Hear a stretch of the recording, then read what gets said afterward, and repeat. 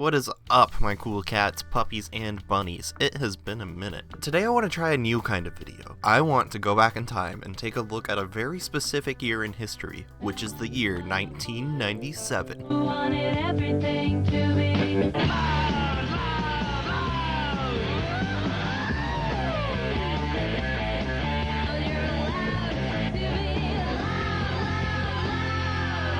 This video isn't really meant to provide like a history of 1997 per se, but it's more here to function as a time capsule of sorts. I want to really dig deep and look at what it was like to be alive during this time. So we're going to talk about a lot of different things, from movies to newspaper articles and many things in between. So let's take a step back, relax, and remember things for how they were.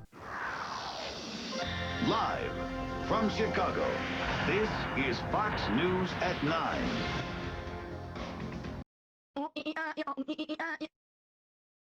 Breaking news! You're a cutie patootie, but everyone knows that. How about we talk about some more shocking news events from 97? What was going on with humanity that made people desperate enough to listen to Creed?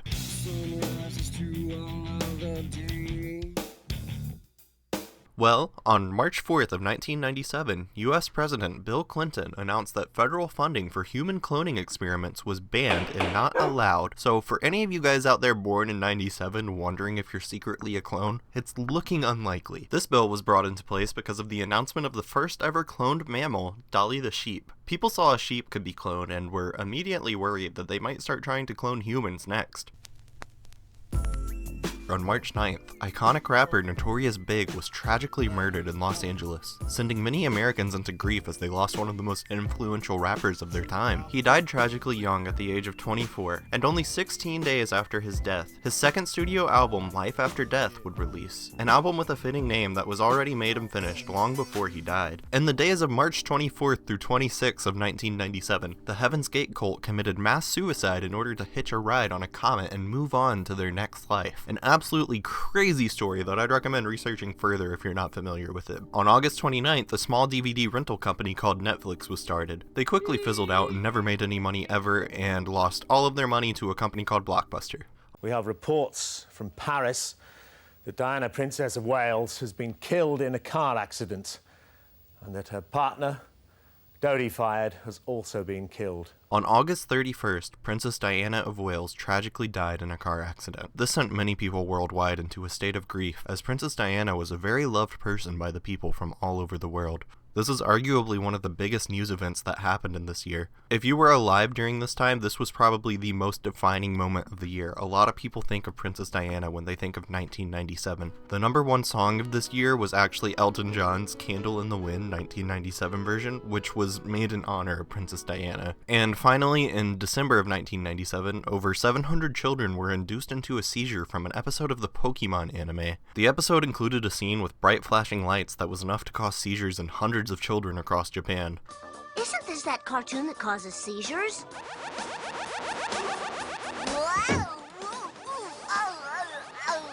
Bard, what are you doing? What the? All right. This is obviously just a very small snippet of what happened in 97, but these are just the things that I think were the most important and I wanted to talk about. So let's move on to something else next. Let's look at some movies. Hey, pick on someone your own size.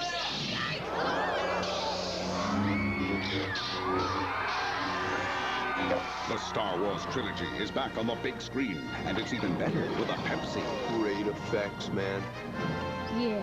So, what kind of movies were people watching in 1997? Did they even have movies back then? I used my super smart research engine called Google AI Overview to find out, and it turns out they shockingly did. No, the ancient human civilizations in 1997s weren't actually watching Shadows on Cave Walls. They were watching stuff like Air Bud, Good Burger, and Rocket Man. Oh my God. No. Hey. Don't do that.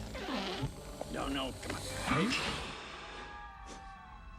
Oh, man! The top 3 grossing movies in 1997 were Jurassic Park 2, Men in Black, and a little art house film called Titanic. But talking about these movies everyone's heard of before is boring. Let's talk about a movie from 1997 that more than likely the number of people who remember this movie exists is in the double digits. That's right guys, we're talking about Feeding Billy. I'm going to be doing a little mini movie review here, so if you don't care for that type of content, you can skip to here in the video. What immediately caught my attention about this movie is the IMDb description of it. You will laugh, you will scream, and you will die when you are feeding Billy. Like, dude, how can you read this and not instantly need to watch this movie? You can actually find this movie for free on YouTube, which is where I watched it, so let's get into it. This movie opens with a parody of the Universal logo that says Underdog, and I'm instantly sold on this movie. So we start this movie 20 years ago at a funeral where this man is talking to his wife while she's being buried. It's all your fault. You killed me. No! You're dead! I didn't mean for this to happen to you. Oh, and in case you didn't notice, most of the dialogue in this movie is completely inaudible. This is an extremely obscure movie that released only on VHS, and the fact it's been preserved at all is a miracle within itself. So unfortunately, having the original audio quality of this video isn't really an option here, but we can still enjoy it. But anyways, it turns out this guy was actually sleeping, and it was a horrible nightmare. The funeral ends, and one of his asshole friends says this. It's too bad the baby didn't survive either. Then you'd have a part of her with you to cherish. Holy shit, dude, that is not what you say to a grieving man. Hey, what's up, dude? Heard about your dead wife, and that really sucks. But wouldn't it have been super cool if your kid didn't die too? That way you wouldn't have to be all sad and lonely like you are right now. Oh well, too bad your kid did end up dying. Anyways, I'll catch you later. Have a good one, Steve. The grieving man gets home and starts screaming at something, and turns out the baby did survive. He just hates this baby so much that he lied about it dying and told everyone that it didn't exist anymore. You're a goddamn freak! Look at you!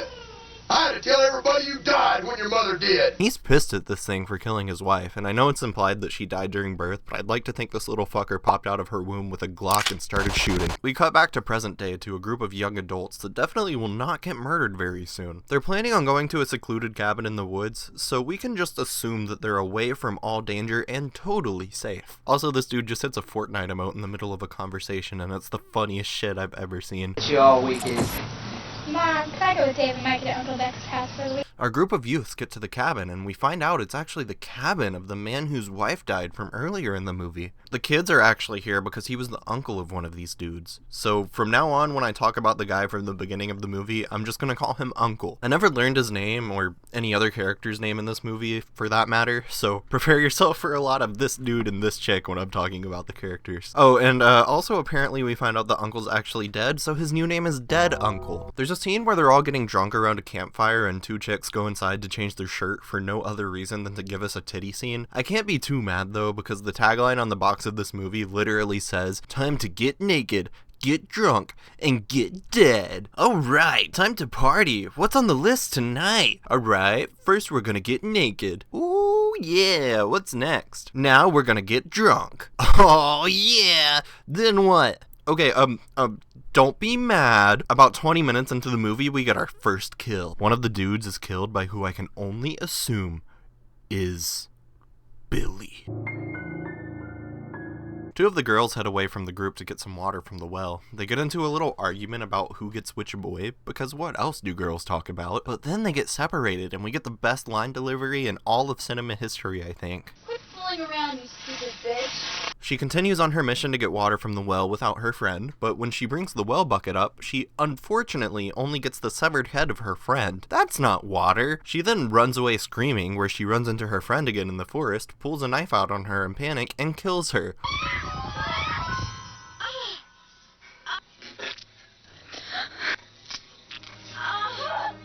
Say what you will about the girl being dumb, but I actually kind of like this story beat. The state of panic you would be in after finding your friend's severed head and being alone in the forest with a potential killer. I don't blame our girl here for stabbing the first person she sees. This is honestly a pretty scary concept. I didn't think this movie would go for any kind of horror other than scary guy killing the kids.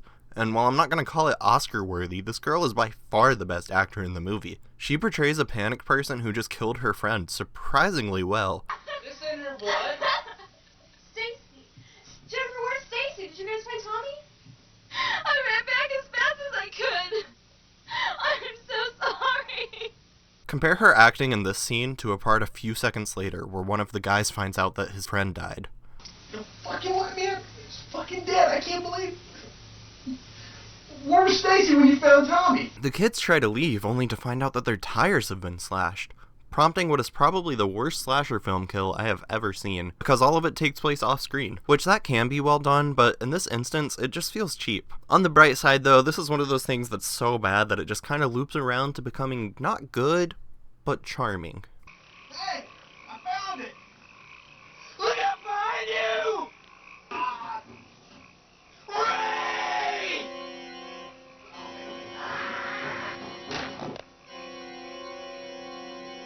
But then, something magical happens. We finally get our first look at Billy. Looking fine as hell, Billy. Speaking of Billy, we're about to get a lore bomb, or dare I say a lore nuke, all contained within the sketchbook of Dead Uncle. Signed Buck Walker, June 19th, 1973.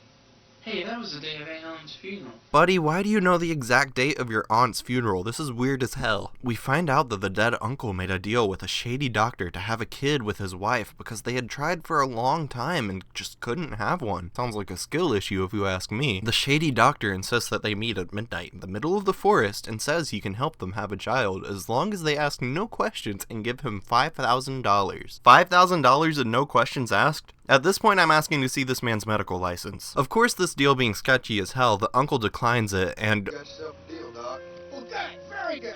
of course he accepts it. Literally, what else would you expect from fucking feeding Billy, dude? The doctor takes the $5,000 and his wife for 2 whole days. The wife comes back and is pregnant. The next bit of lore comes from a line delivered from one of the kids reading the journal, and oh my god, does this shit go hard. My life has turned to shambles since that day. I wish it would go away. I know it came from the devil himself.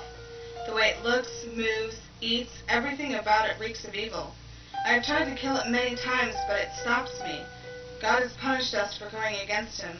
Dude, I'm not even kidding. The concept of having an evil child that you know isn't right, but it stops you every time you try to kill it, that shit is creepy and an amazing premise for a horror movie. We then get this crazy ass scene where we find out the doctor was actually a Satanist cult leader who manifested Satan into the wife's womb. This is some creepy shit and all, but now I'm just wondering what the fuck the $5,000 was for.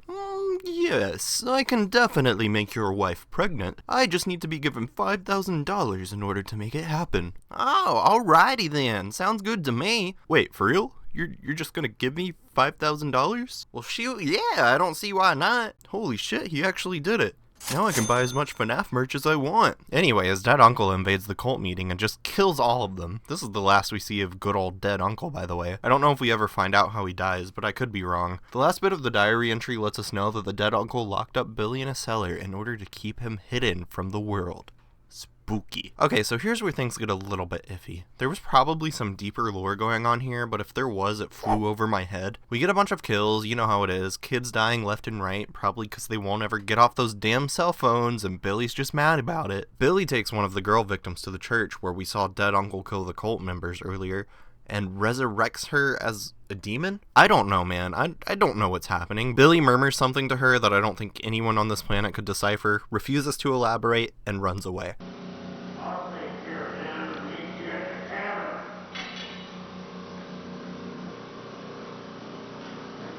The demon girl must have understood what he said though, because she walks out, kills the last guy that's alive, and leaves us with our final girl. Holy shit! Our girl runs into the shed and hides while something happens. The demon girl makes a lightsaber sound effect and turns into dead uncle's wife / Billy's mom. The movie then reaches its conclusion with this scene that I'm just gonna let play out for you. Yes, my son. The time has come to put an end to all of this. Oh my god.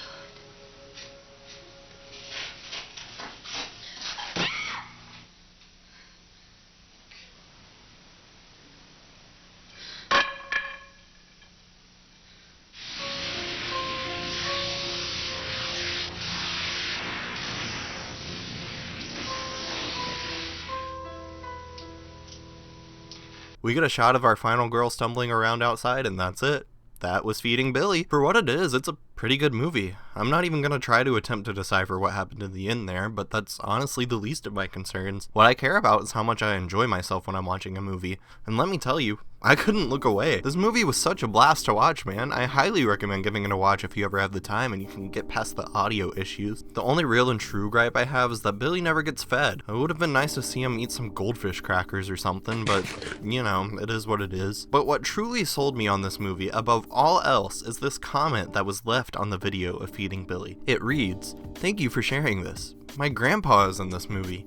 It's good to see the movie I've always heard about." I don't know, man, this just made me somewhat emotional. This is more than a low-budget movie. This was a part of someone's life. Something people worked on and probably had a great time doing so. The fact that there's some grandpa out there saying, "Hey, young whippersnapper, you know I was in a movie once," and he's talking about fucking Feeding Billy? That's so adorable, oh my god. There's one review for Feeding Billy on IMDb, and it's this guy saying that the movie was sensational and the actor for Buck Walker was at the top of his game. Who the fuck is Buck Walker?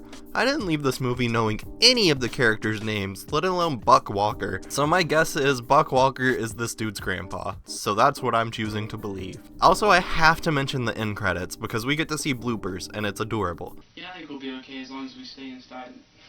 Fuck! What? Don't worry about Stacy, okay? We all know it was an accident. Do you think we'll get out of here alive? This movie might not have a budget, good audio, or good acting, but it has spirit, and that's something you can't buy. Now that we're done Feeding Billy, let's take a look at some other media that released in '97. Scandal rocks a quiet Texas town. This neighborhood is turning into Melrose Place. On King of the Hill, coming up next on Non-Stop Fox. 1997 gave birth to a few classic pieces of media that are still relevant to this day, so I just wanted to take a brief second to mention them. In the field of animated TV shows, we were given Daria, South Park, and King of the Hill, 3 shows that garnered cult followings and became very influential in the field of adult animation. The first Harry Potter book, Harry Potter and the Philosopher's Stone, was released. I was never really into Harry Potter, but you can't deny the impact it's had on culture. This book was a big deal, and the fact that it was written by a major trans rights advocate was pretty cool. 1997 is also when small indie band Radiohead released their iconic album OK Computer. While I know a few songs from this album, I've never actually listened to it in full, so for the spirit of this video, I decided to give it a listen from start to finish, and I have to say I highly recommend this album. Had me ascending at some points. And boy oh boy was 1997 a good year for video games. We will live the game through our hands. We will be in control of something. We will change the system. We got the release of the Nintendo 64 in the United States, paired with one of the biggest shakeups in the gaming industry, Super Mario 64. This game was also quite progressive for its gay representation.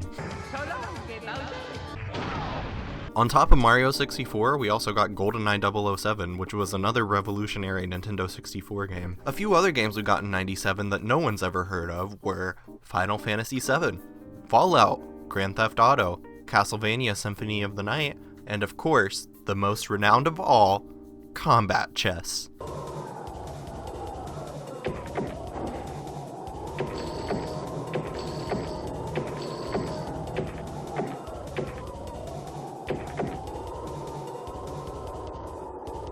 Video games always hold a very special place in my heart, so I thought we'd briefly take a closer look at one of the more obscure games from '97, just like how we did with Feeding Billy. And speaking of Feeding Billy, our game for today is called Drilling Billy.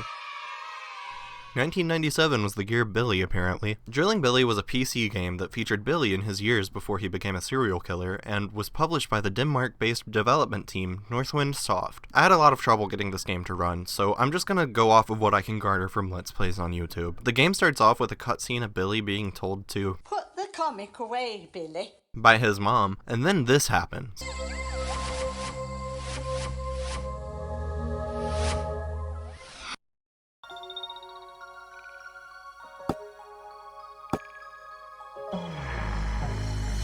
Prepare yourself, little Billy, for a dream you can't resist.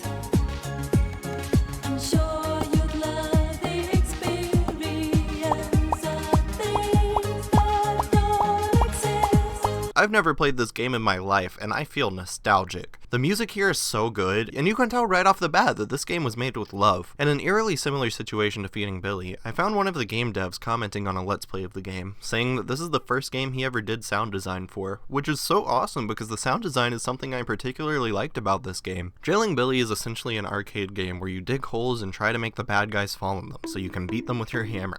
Maybe scratch the part where I said this was before Billy became a murderous serial killer. The game consists of a few different levels with different themes, and will throw new enemies and power-ups at you to keep it fresh. As mentioned earlier, I really love the sound design in this game.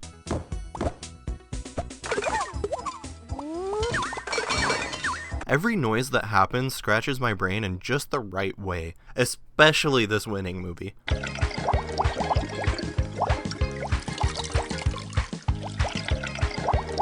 If this doesn't happen when I win a game, I don't want to play it. Harold Wagner reviewed the game as 3 out of 10 and said, "Billy is addressed exclusively to inexperienced children to whom the representation of unnecessary violence should be spared.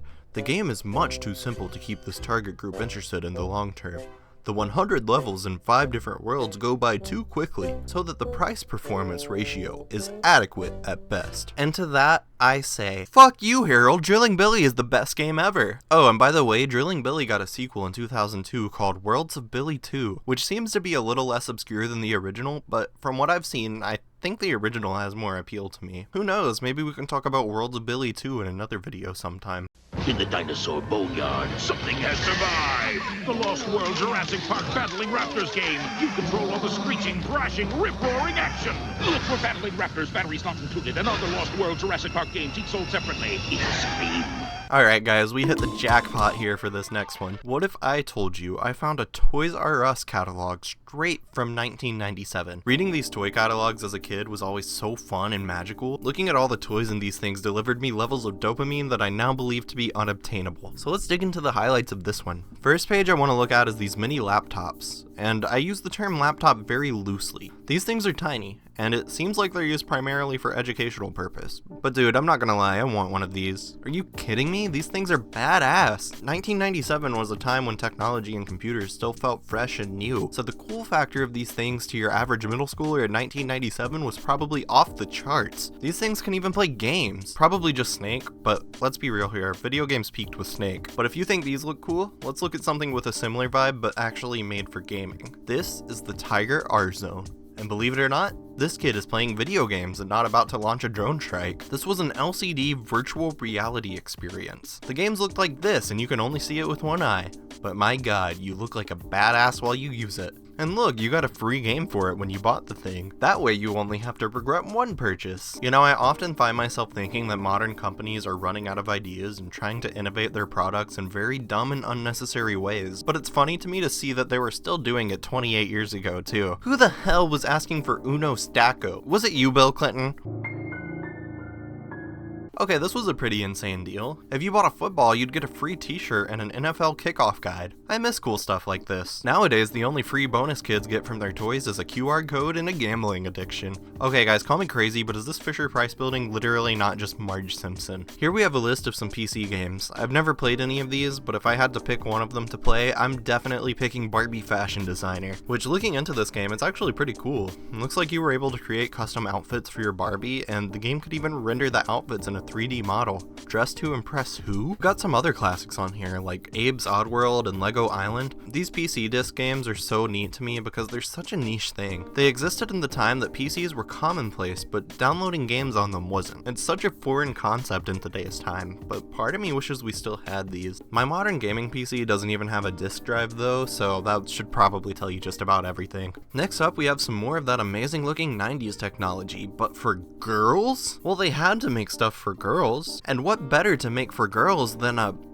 date organizer and makeup organizer? These are made by Tiger Electronics, the same people who made the Drone Strike Jr., the R-Zone. I guess this was their solution to marketing bullshit 90s tech to girls. And, you know, I can't decide if I love it or I hate it. On one hand, this can be seen as wildly sexist and weird, like, are you fucking kidding me, a pocket date organizer for young girls? On the other hand, I want one. The absolute fucking aura you would have pulling one of these out in 2025. I found one on eBay for $130 $137, which is frankly a very small price to pay for the amount of pussy this thing would bring you. Finally, we've got some Halloween costumes. If you went trick-or-treating in 97, you'd probably see a lot of these. Some highlights include this cursed Mr. Freeze costume, this terrifying Tamagotchi costume, and these adorable toddler costumes. Also, here's some neat Halloween decorations. This trick-or-treat tote is absolutely iconic. That about wraps it up for the toy catalog, but don't worry because we still have lots of other fun stuff to look at. I'm Mr. Big. I like big cars. I like big dogs. And I like big, big deals.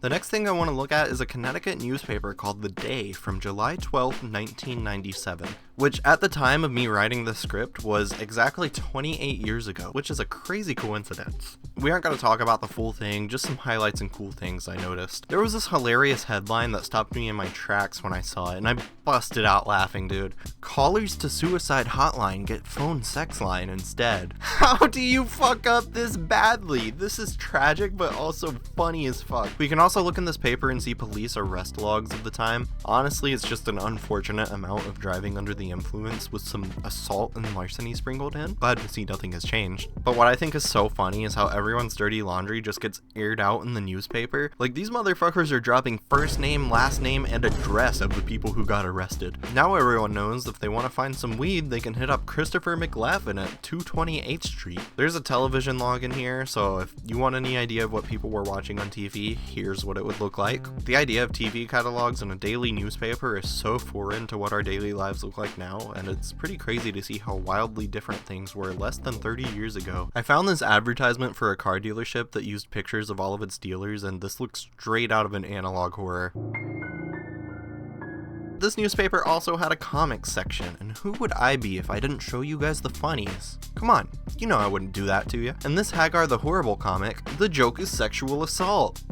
2 out of 10. Chew is a comic I've never heard of before, and if this comic strip is anything to go off of, I can see why. So, you ordered the meatloaf? Yup. Can't beat it with a stick. You must have had it before. What the fuck does this mean? Am I missing some kind of obvious or inside joke here?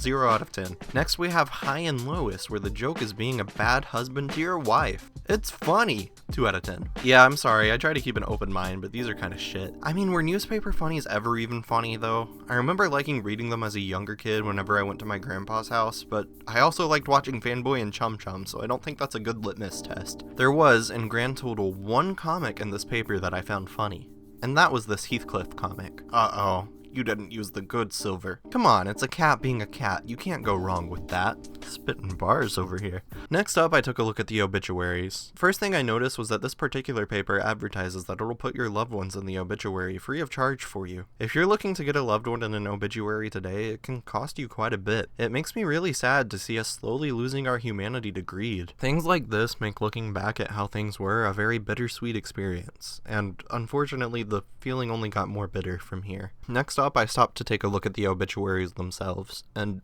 it was an odd moment for me. I was still listening to OK Computer while I was reading this newspaper. Right around the time I started reading the obituaries, the song No Surprises started playing. The vibe of the song, coupled with reading accounts of real people who had passed on in 1997 and probably haven't been thought about in a long time, made me pretty emotional. Born in 1936, Richard Wodowski was a heavy equipment operator who was known as Uncle Dick to his family. He played Santa Claus at children's events, and his wife played Mrs. Claus.